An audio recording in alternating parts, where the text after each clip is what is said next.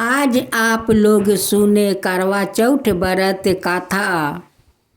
करवा चौथ का व्रत तो सुहागिन लोग करती है अपना पति के लंबी उम्र के लिए, इसलिए इसे करवा चौथ व्रत कथा का सुहागिन लोग का करवा चौथ कथा सुनना सुहागिन लोग का आवश्यक है, क्योंकि उस पर करवा चौथ माता बहुत प्रसन्न होती है, उनकी पति को लंबी उम्र देती है।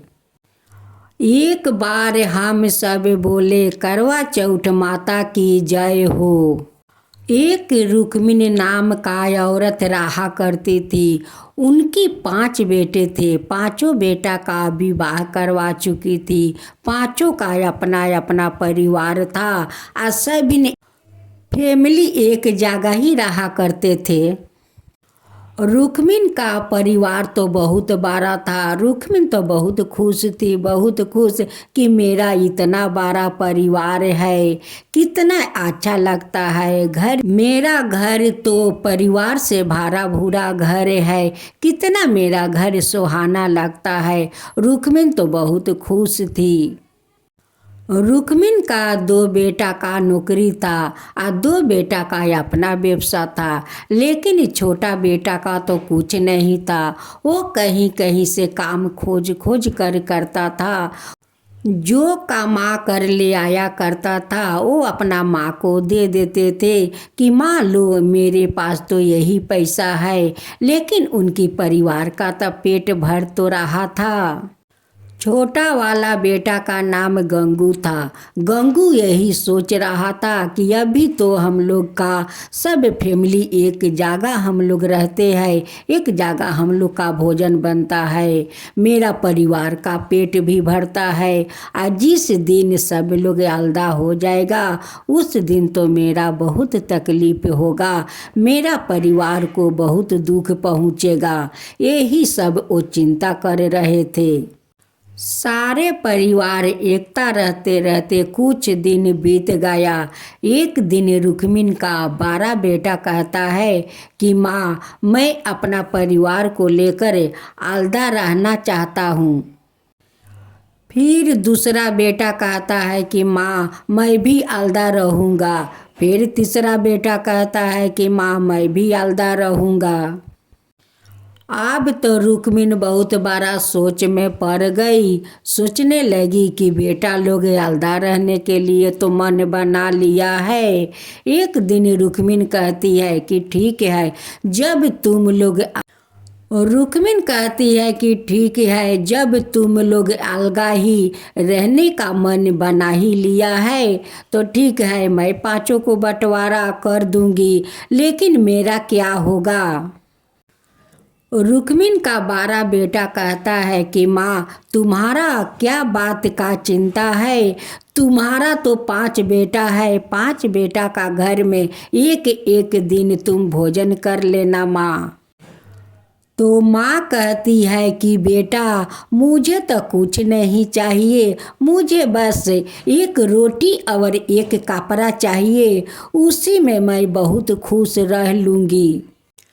माँ का पास जो था, माँ तो 5 बेटा में बंटवारा कर दी, लेकिन गंगू का तो बहुत तकलीफ हो गया, क्योंकि वो बेचारा जहाँ तहाँ से काम खोज कर करता है, जो पैसा मिलता वो संसार में देता, वही में उनकी परिवार के भी पेट भरता था। उसलिए गंगू का कोई बात का तकलीफ नहीं होता।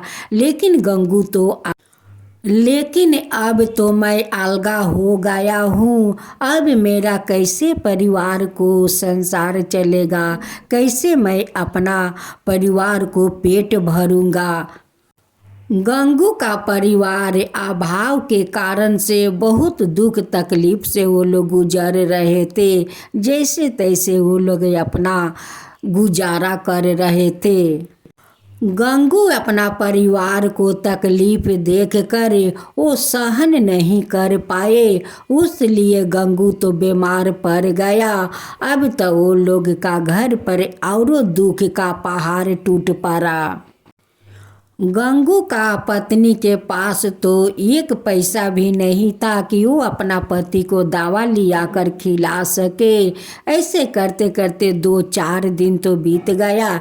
एक दिन जाकर अपना सासू माँ से कहती है कि सासू माँ, आपका बेटा तो बहुत बीमार पड़ गया है, कुछ पैसा है तो दीजिए कि मैं आपको बेटा को मैं डॉक्टर दिखा सकूं।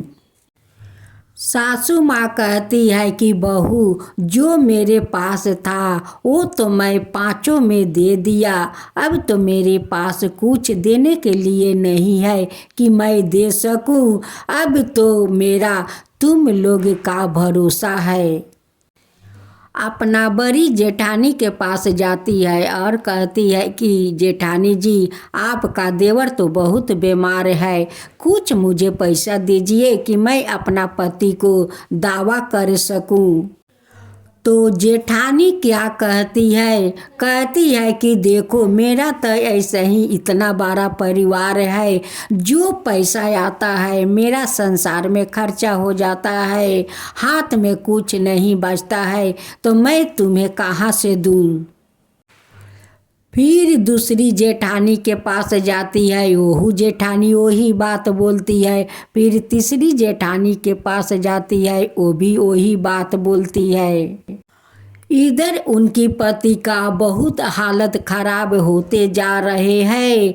वो तो खाना पीना सब छोड़ दिया था, कुछ नहीं खा रहा था। उसी दिन करवा चौथ का व्रत था, लेकिन गंगू का पत्नी का पता कहाँ था, क्योंकि वो अपना पति के वियोग में थी। उन्हें तो कोई होश में नहीं थी और नहीं उन्हें करवा चौथ व्रत का पता था कि आज करवा चौथ का व्रत है। गंगू का पत्नी आकर अपना पति को पैर पकड़ कर रोने लगी और कहने लगी कि स्वामी, मेरे पास तो कोई जेवर भी नहीं है कि बेचकर आपको दावा कर सकूं, मैं क्या करूं। इधर यमराज का दूत अपना रूप बदल कर उस दरवाजा पर जाकर बैठे हुए थे गंगू का प्राण लेने के लिए।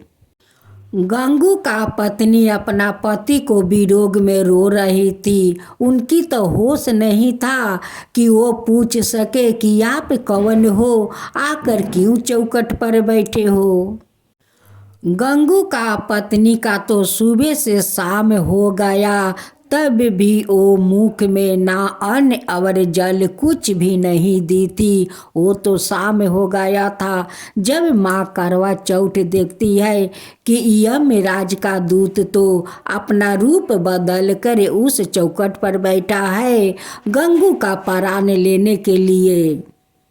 करवा चौथ माता सोचने लगी कि गंगू का पत्नी तो सुबह से अभी तक मुख में जल और अन्न नहीं दी है, इनकी तो पूरा व्रत होने वाली है, क्यों नहीं जाकर मैं पूरा करवा चौथ व्रत करवा देती हूँ।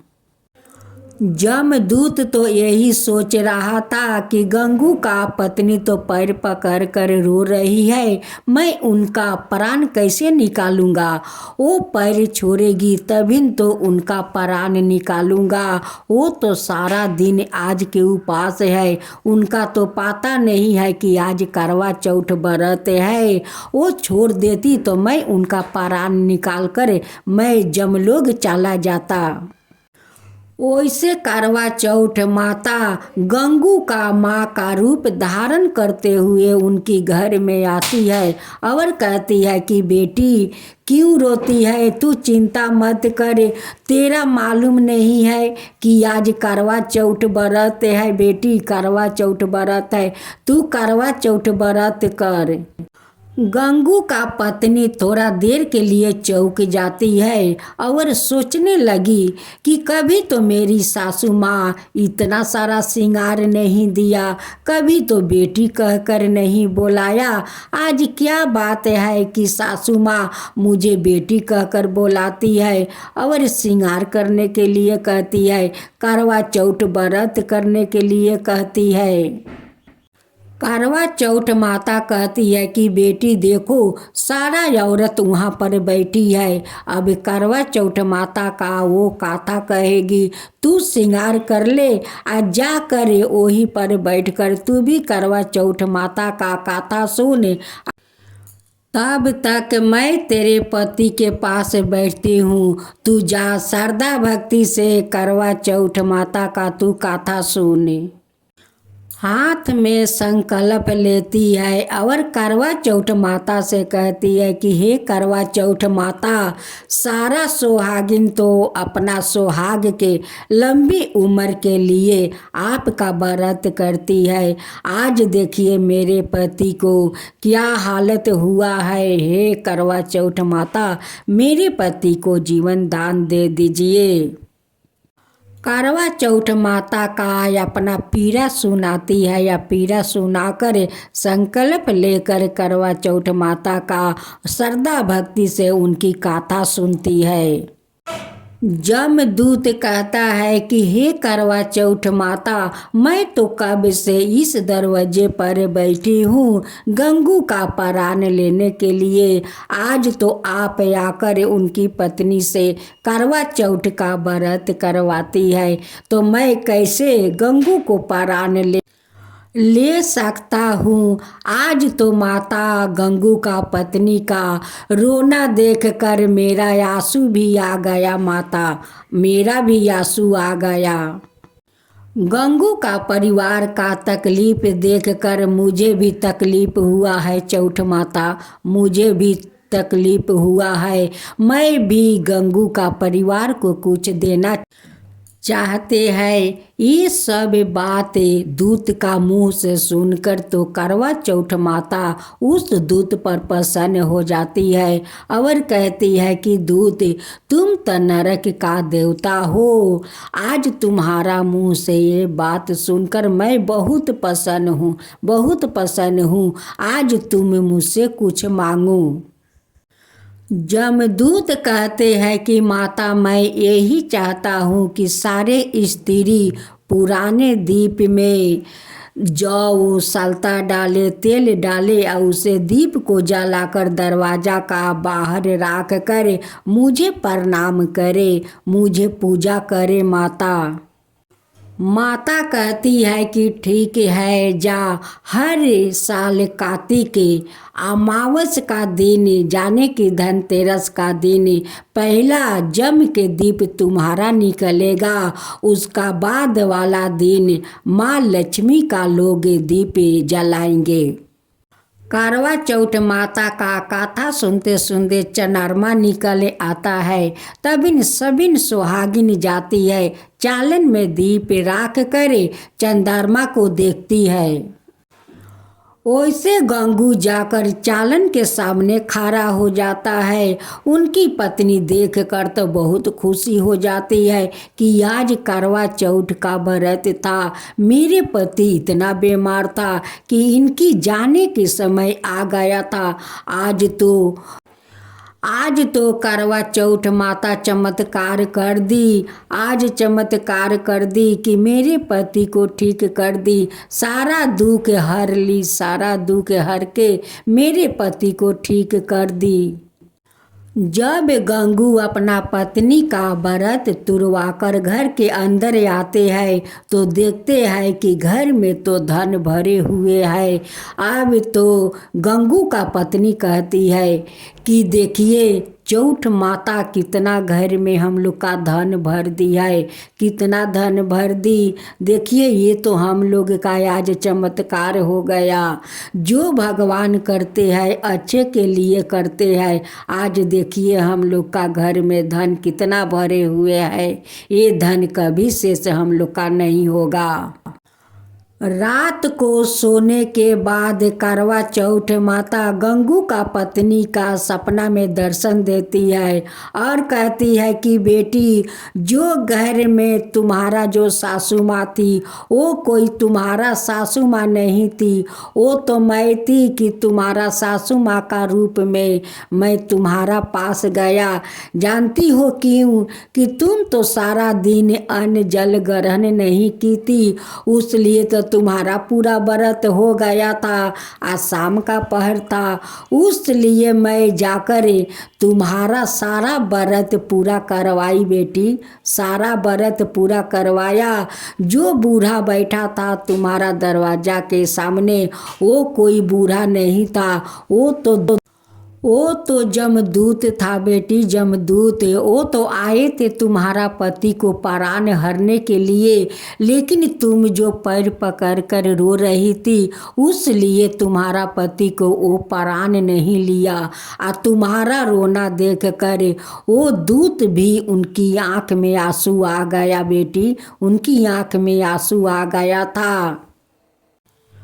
वो बहुत दयालु दूत था बेटी, बहुत दयालु।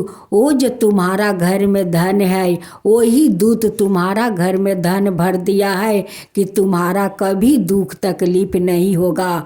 अब दुख तकलीफ सहना नहीं होगा बेटी, अब वो धन तुम्हारा कभी शेष नहीं होगा, क्योंकि जमदूत दिया है, वो धन कभी शेष नहीं होगा। तुम हमेशा सादा सुहागिन बनी रहोगी बेटी, सादा सुहागिन बनी रहोगी, अखंड सौभाग्यवती रहोगी बेटी। जब हम लोग जम का दीप निकालते हैं तो उस दीप में गेहूँ यह जौ डालते हैं, उसमें बत्ती डालते हैं, तेल डालकर दीप जलाकर दरवाजे के बाहर में रख कर उसे प्रणाम करते हैं, उसी को जम दिया बोलते हैं। तबिन से ये नियम परंपरा चला आ रहा है। करवा चौथ माता की जय हो, करवा चौथ माता की जय हो।